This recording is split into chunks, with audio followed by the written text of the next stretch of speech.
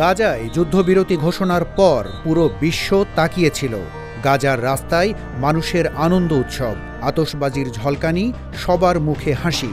এ যেন এক আশ্চর্য মুহূর্ত। কিন্তু এই আনন্দের পেছনে কি সত্যিই এক বিজয় লুকিয়ে রয়েছে?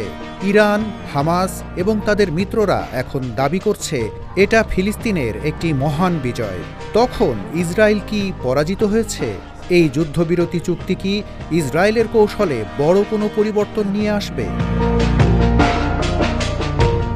ইরানের সর্বোচ্চ নেতা আয়াতুল্লাহ আলী খামেনি সরাসরি বলেছেন গাজা জয়ী। তিনি বলেন, ফিলিস্তিনিদের ধৈর্য ও প্রতিরোধের শক্তি ইসরায়েলকে পিছু হটতে বাধ্য করেছে।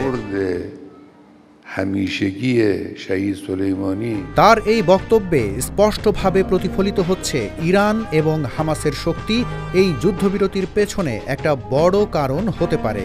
খামেনি আরও বলেন, একদিন ইতিহাসে লেখা থাকবে যে এক ইহুদিবাদী গোষ্ঠী হাজার হাজার নারী ও শিশুকে হত্যা করেছিল, কিন্তু শেষ পর্যন্ত তারা পরাজিত হয়েছিল।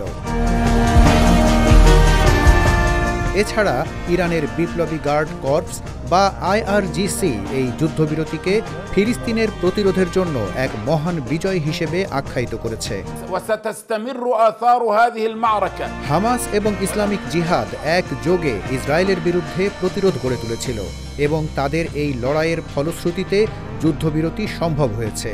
এই যুদ্ধবিরতি ফিলিস্তিনিদের জন্য সত্যিই একটি বড় অর্জন বলে মনে হচ্ছে, কারণ এই মুহূর্তে তারা নিজেদের শক্তি ও সাহসিকতার প্রমাণ দিয়েছে। কাতার এবং মিশরের মধ্যস্থতায় যুদ্ধবিরতি চুক্তিটি ঘোষণা করা হয়। এই চুক্তি অনুযায়ী ইসরায়েল থেকে 1000 বন্দী মুক্তি দেওয়ার কথা। এই বন্দীদের মধ্যে বেশ কিছু দীর্ঘ সাজাপ্রাপ্ত বন্দীও রয়েছেন। যুদ্ধবিরতির শর্ত অনুযায়ী এটি 42 দিন ধরে কার্যকর থাকবে, যার ফলে কিছুটা স্বস্তি মিলবে গাজার মানুষের জন্য, যারা দীর্ঘদিন ধরে ইসরায়েলি হামলার শিকার হচ্ছিল। 2023 সালের অক্টোবর থেকে শুরু হওয়া এই যুদ্ধে গাজায় কমপক্ষে 46,707 জন ফিলিস্তিনি নিহত হয়েছে, যার মধ্যে অধিকাংশই নারী ও শিশু। তবে প্রশ্ন উঠছে, এই যুদ্ধবিরতি কি স্থায়ী বিজয়ের দিকে ইঙ্গিত করছে, নাকি এটি একটি সাময়িক বিরতি? ইসরায়েলের ভবিষ্যৎ কৌশল কি হবে? ইরান কি আরও সক্রিয় ভূমিকা নেবে এই সংঘর্ষে?